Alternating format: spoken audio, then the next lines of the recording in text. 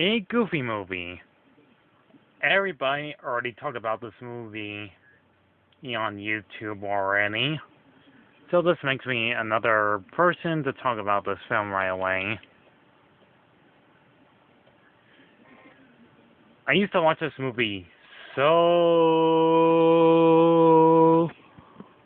many times back in the day. But nowadays I try to look at some other newer movies. So there's like both Goofy movies. There's the love interest, Roxanne. And the best part of this movie is its dream sequence. Nothing more scarier than turning into your dad. And there's the Mickey Mouse phone.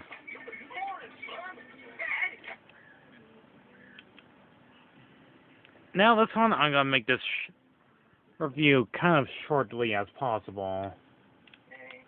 This movie's basically about Goofy falling in love with Roxanne, and he has to be at like the power plant place so that you become famous.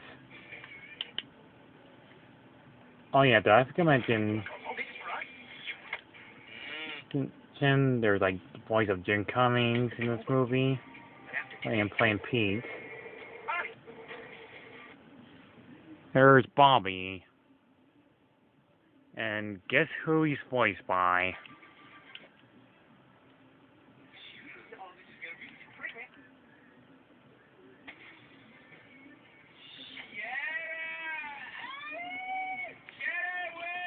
Pauly Shore. Yet, this ain't gonna be the last time I would talk about Pauly Shore being in this movie.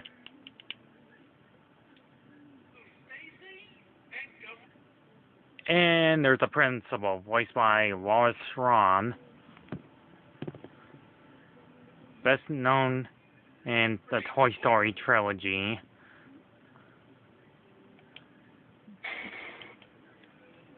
And I want to make sure this review will be like longer than 10 minutes. And to make sure I don't get copyrighted by playing the song, he tries to disguise as his great rock star, power outage, and to impress Roxanne. And there's Goofy taking photos.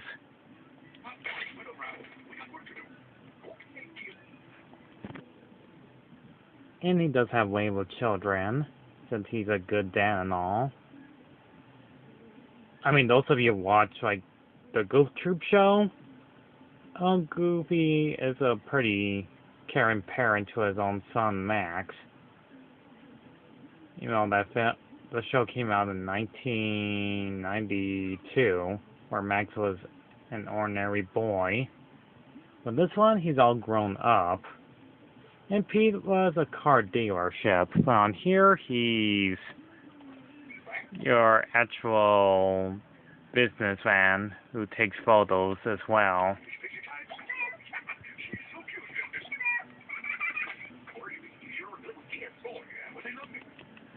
Not gonna lie, Pete is not as like a terrible father to his own son, but he's like not like a main antagonist villain until like Kingdom Hearts 2.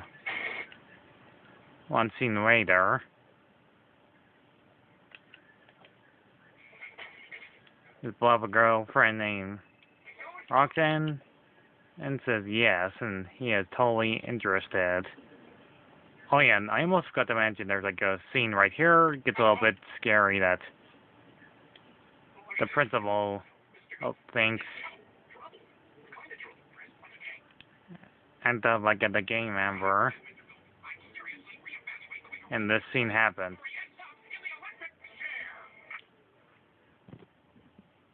Yeah, first time I heard that, it kind of frightened me that someone actually said, well, basically the principal saying the electric chair part is like the most messed up thing you ever heard in a Goofy movie. You'd thinking they would do crime like that. So Goofy has a wonderful idea. He would take his boy for a fish-in. So he has no choice but to send his son to toward the countryside of... Yeah. Yep. The basic plot of this movie is that him and his son will not have, like, the most connection. Before they leave, he pays Roxanne a visit, and I like how the dad is protected to his daughter. And he's obviously doing, like, the royal reveal thing that he'll basically never make it in time.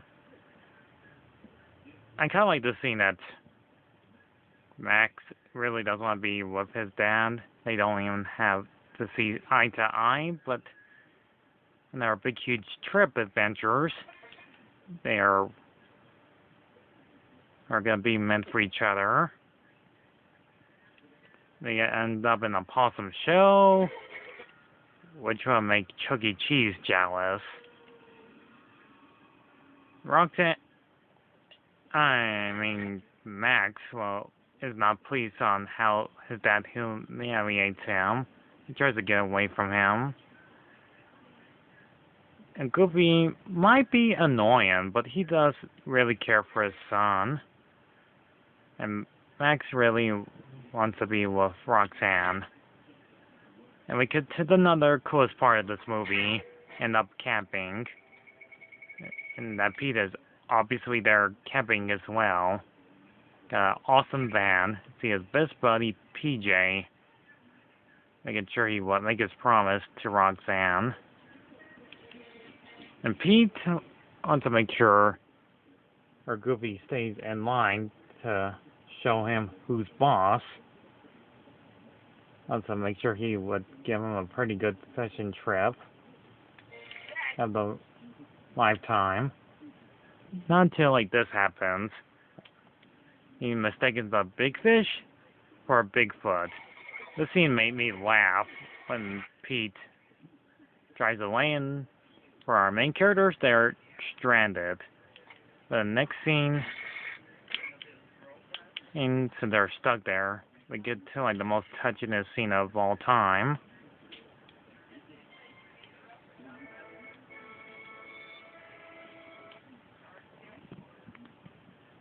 This scene makes me cry when I see that scene. It's very heartwarming that he really does care for his dad. The music makes it very smoothly touching. But it doesn't stop Max that he has to change the map. Los Angeles toward a fishing trip. So yeah, he obviously changes it. And somehow they got out of there. The Bigfoot not noticing.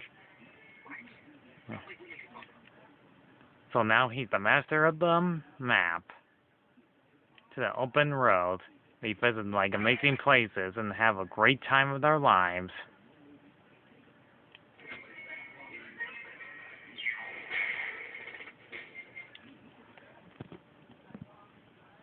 Well, that mine's dead.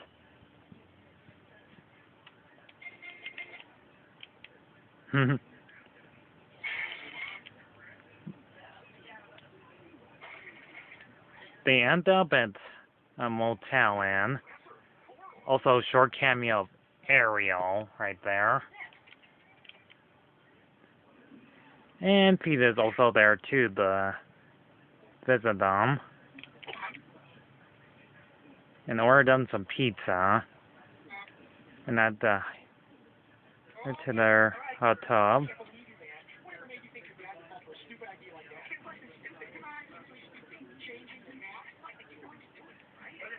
And Pete hears everything they're going to say. And he explains everything to him that they're going the wrong way. And he doesn't believe him. And he checks the map alright. So the next day, Goofy was not pleased that they had to make sure which direction they should take.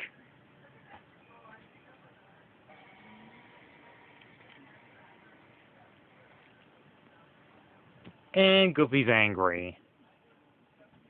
This one also find me that that's the first time we actually see Goofy look very tempered of the scene that they went the wrong way. So time to hear some connection from him and his son.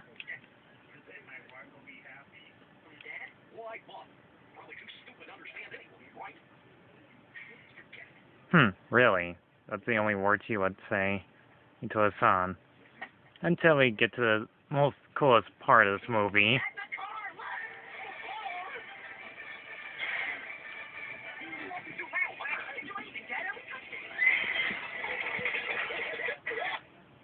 You know, I miss these good old times where animated movies had like their own son and father arguing while the car is on automatically on its way on the road.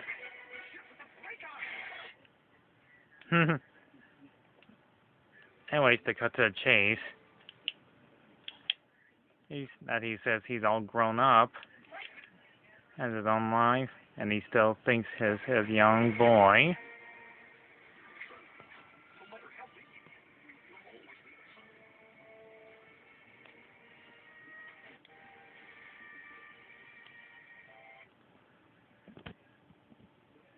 Yeah, Max might be a jerk at times, but he does have a good heart. That he truly does love his dad too. You know, he drives him goofy, but it really shows tantrum moments like this. Really seeing that he really does care for him.